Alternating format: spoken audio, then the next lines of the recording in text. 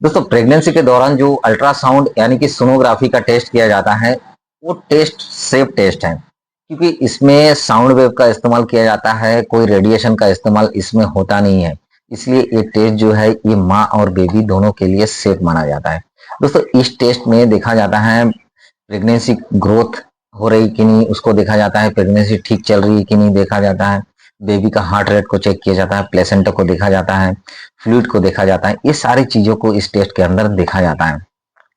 आपने भी देखा होगा कि रिपोर्ट में शॉर्ट फॉर्म में लिखा रहता है, कभी जीए लिखा रहता है, कभी सीआरएल लिखा रहता है, कभी एफएचआर लिखा रहता है।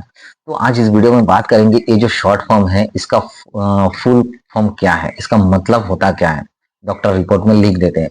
तो इसके बारे में बात करेंगे, तो वीडियो को देखिएगा, पूरा देखिएगा। इससे पहले आपने चैनल को सब्सक्राइब नहीं किया तो सब्सक्राइब जरूर कर दीजिएगा। दोस्तों पहले बात करेंगे जीए। आपने रिपोर्ट में देखा होगा कि जीए लिखा रहता है। जीए का मतलब क्या होता है? जीए का मतलब होता है जेस्टेशनल एज। जेस्टेशनल का एज मतलब प्रेगनेंसी के कितने हफ्ते हो चुके हैं, इसको देखा जाता है। मतलब इसमें जैसे एग्जांपल के लिए लिखा रहता है कि जीए 18 वीक 3 डेज। इसका मतलब होता है कि प्रेगनेंसी के 18 हफ्ते 3 दिन कंप्लीट हो चुके हैं। अगर मान लीजिए जीए और पीरियड्स के डेट जो है वो मैच नहीं करते हैं तो इसमें जो है बेबी का ग्रोथ स्लो होता है या तो फास्ट होता है। इसके बाद होता है एक सीआरएल। सीआरएल का मतलब होता है crow rump length. Crow rump length इतना इसमें होता है बच्चे को, जो बेबी है, बेबी के सर से लेके कमर तक का जो लंबाई है उसको देखा जाता है।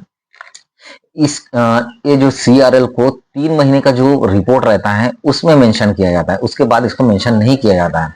इसमें एग्जैक्टली पता चल जाता है कि प्रेगनेंसी कितने महीने का है, कितने दिन का है। तो इसमें नॉर्मली 6 से 12 हफ्ते का जो टेस्ट रहता है उसी रिपोर्ट में ये मेंशन रहता है सीआरएल। दोस्तों अब बात करेंगे एफएचआर। एफएचआर का मतलब होता है फिटल हार्ट रेट। मतलब इसमें नॉर्मल जो हार्ट रेट होता है बेबी का 130 से 160 पर मिनट हार्ट रेट होना चाहिए। ये होता है नॉर्मल हार्ट रेट। अगर मान लीजिए रिपोर्ट में लिखा है एफ एच आर एब्सेंट, इसका मतलब होता है प्रॉब्लम है और ये दुखदाई है। अगर मान लीजिए रिपोर्ट में लिखा है एफ एच आर प्रेजेंट तो ये सेफ है, बेबी के लिए सेफ है, मतलब हार्ट रेट चल रहा है। दोस्तों अगर ज्यादा या तो कम होता है तब जो डॉक्टर जाके अलग से इसको मॉनिटरिंग करते हैं, अलग से टेस्ट वगैरह किया जाता है। दोस्तों अब बात करेंगे सिंगल या तो ट्विन बेबी प्रेगनेंसी।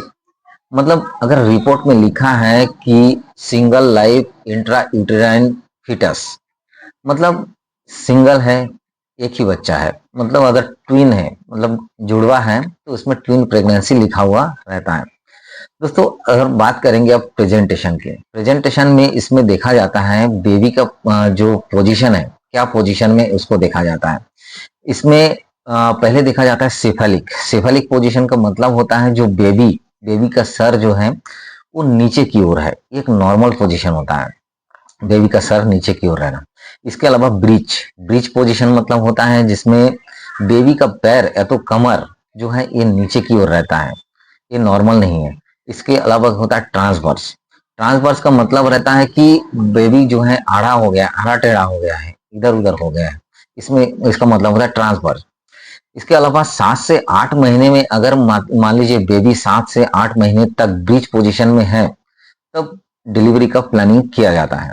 दोस्तों इसके बाद आपको यह जानना जरूरी है कि मान लीजिए बेबी का जो प्रेगनेंसी है ये 5 से 8 हफ्ते का है, 8 हफ्ते की प्रेगनेंसी है। इसमें क्या होता है, इसमें बच्चे का जो बेसिक ऑर्गन है ये ग्रोथ होता है 5 से 8 हफ्ते में।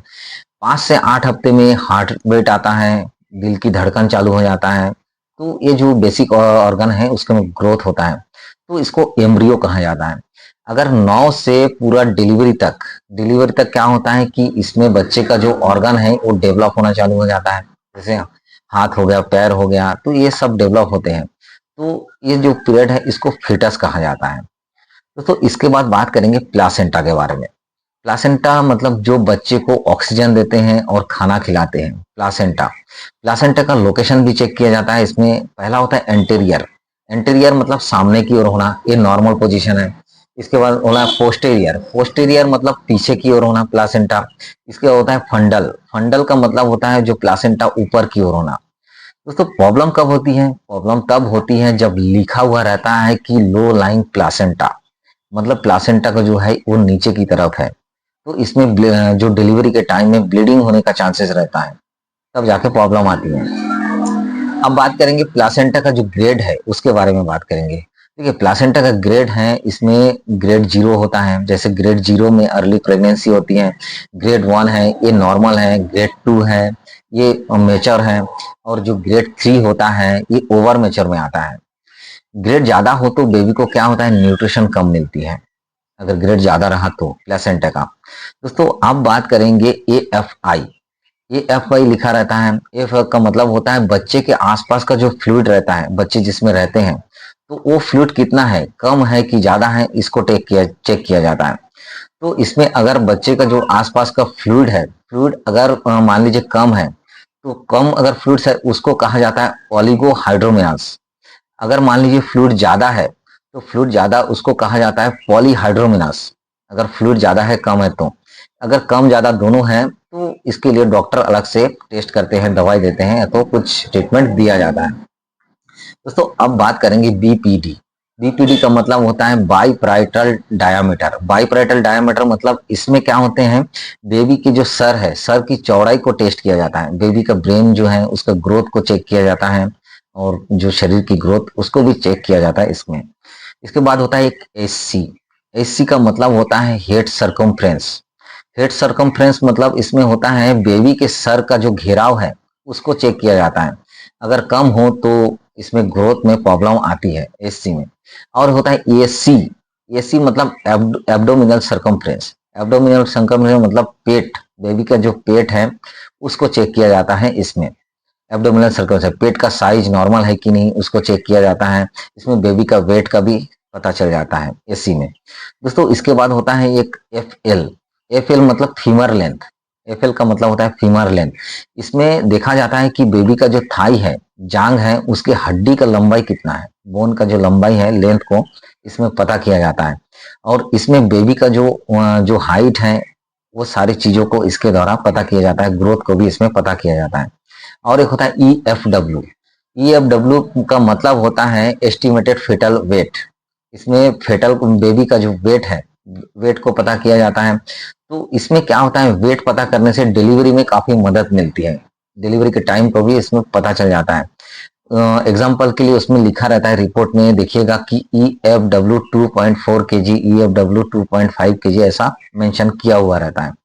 तो इसमें डिलीवरी में काफी मदद मिलती है EFW को देख के। तो अब बात करेंगे फिटल मूवमेंट की। फिटल मूवमेंट इसमें देखा जाता है कि फिटल जो फिटस है, मतलब जो बेबी है वो एक्टिव है कि नहीं, एक्टिव है कि नहीं, और ये सारी चीजों को इसमें देखा जाता है, बेबी की एक्टिविटी को देखा जाता है फिटल मूवमेंट में।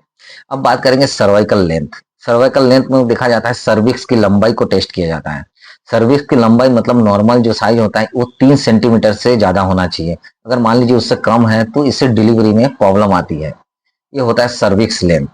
इसके अलावा अम्बिलिकल कॉर्ड। अम्बिलिकल कॉर्ड होता है, इसमें 3 वेजल कॉर्ड होता है, 3 वेजल कॉर्ड। ये नॉर्मल है, अगर मान लीजिए सिंगल अर्टी है तो इसमें चेक करवाना जरूरी रहता है। दोस्तों कुछ कॉमन वर्ड है जो शॉर्ट फॉर्म में लिखा हुआ रहता है, डॉक्टर लिख देते हैं, रिपोर्ट में लिखा हुआ रहता है, तो उसके बारे में जानना भी जरूरी है। देखिए अगर लिखा हुआ है कि लाइफ फिटस, लाइफ फिटस मतलब बच्चा जिंदा है, नॉर्मल है, ठीक है। और होता है इंट्रा यूटेराइन। इंट्रा यूटेराइन मतलब इसका मतलब होता है कि बच्चा यूटेरस के अंदर ही है, बाहर नहीं है, इसका इंट्रा यूटेराइन का मतलब होता है। इसका बाद होता है एनोमली। एनोमली का मतलब होता है कि जन्मजात प्रॉब्लम। जन्मजात प्रॉब्लम एनोमली का मतलब होता है। और एक होता है नॉर्मल स्टडी, मतलब सब ठीक है, नॉर्मल है सब कुछ। और एक होता है, लिखा हुआ रहता है इसमें फॉलो अप एडवाइस, मतलब दोबारा अल्ट्रासाउंड टेस्ट करवाना पड़ेगा, इसके लिए एडवाइस कर रहे हैं दोबारा टेस्ट करने के लिए। दोस्तों ध्यान रखिएगा अल्ट्रासाउंड टेस्ट में जो लिंक है, लिंक का पता नहीं करते, इसमें जो इंडिया में ये कानूनन अपराध है लिंक का पता करना। दोस्तों प्रेगनेंसी अल्ट्रासाउंड का जो रिपोर्ट है वो उसका हर एक वर्ड इंपॉर्टेंट है, हर एक वर्ड को जानना भी जरूरी है, लेकिन फाइनल टेस्ट है और फाइनल फैसला जो है वो डॉक्टर ही लेते हैं, उसका मतलब हम लोग को नहीं करना है। ये वीडियो बस एक एजुकेशनल पर्पज के लिए बनाया जा रहा है। दोस्तों वीडियो आशा करता हूँ पसंद आया होगा। वीडियो अच्छी लगे तो वीडियो को लाइक कीजिएगा, शेयर कीजिएगा, कमेंट्स कीजिएगा। इसी तरह मिलेंगे नए हेल्थ रिलेटेड वीडियो के साथ। देखते रहिएगा हेल्थ जंक्शन। Thank you.